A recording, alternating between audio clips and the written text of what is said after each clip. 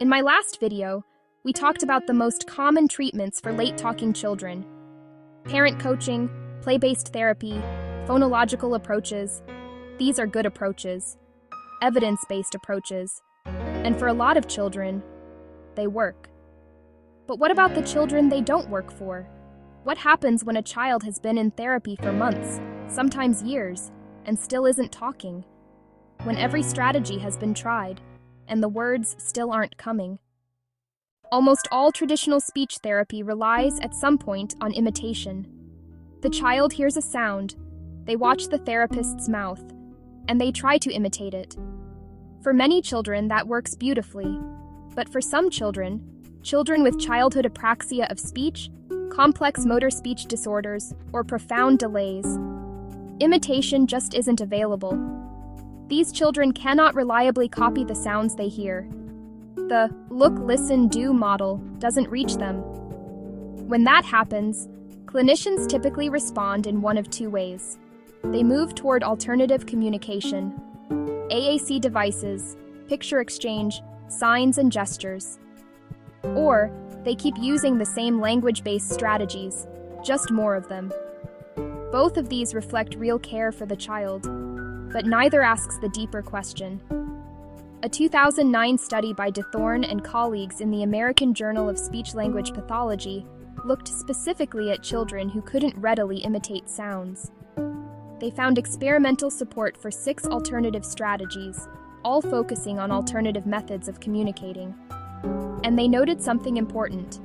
The evidence base for these children was, and still is, remarkably thin. I want to offer a different way of thinking about this. What if, for some children, the difficulty isn't primarily a language problem at all? What if the barrier to speech is something more foundational, something in the developing motor system? Speech is, at its foundation, a motor skill. Producing a single syllable requires dozens of muscles to coordinate perfectly, from your diaphragm all the way up to your lips and tongue. Thielen's dynamic systems theory proposed that motor development, including speech, is not simply about input or instruction. It is an emergent process, the product of continuous interaction between the child's nervous system, their muscles, their environment, and their own movement experience. From this perspective, a child who isn't talking may not just need more language. They may need support at the level of motor control, the physical foundation that makes speech possible in the first place. This is where my own research comes in. There are developmental norms for when children typically begin babbling and for when they will begin to say their first words.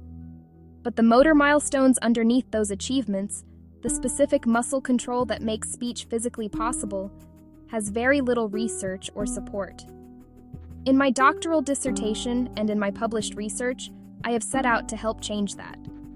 The research analyzed over 1,700 vocalizations from 5 children, studied monthly from 9 to 16 months of age, right at the transition from babbling to first words.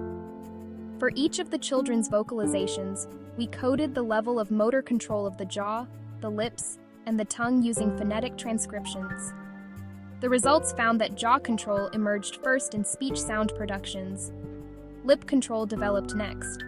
Tongue control came last and was still developing at 16 months. And crucially, the children who had not yet developed jaw and lip control were the same children who had not yet produced their first referential words, or words produced outside of the context they were learned.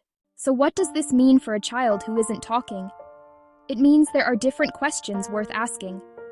Not just, is this child getting enough language input? But, does the child have any sounds they produce? Can the child produce any sounds with simple up and down movements of the jaw?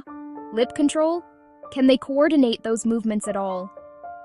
For children whose delay is rooted in motor control, approaches that target the motor system directly may be what's needed. Approaches that don't start with imitation, but instead build the physical foundation that makes imitation possible. For parents, if your child has not been responding to speech therapy the way you hoped, especially if they struggle to produce sounds at all, please know that there are clinicians asking these questions. You are not out of options. For therapists, The children who don't respond to our best tools are not the children who need less from us. They're the ones who need us to think differently. If you are a parent or therapist looking for a different approach, please reach out to our office and schedule an evaluation. We are here to help.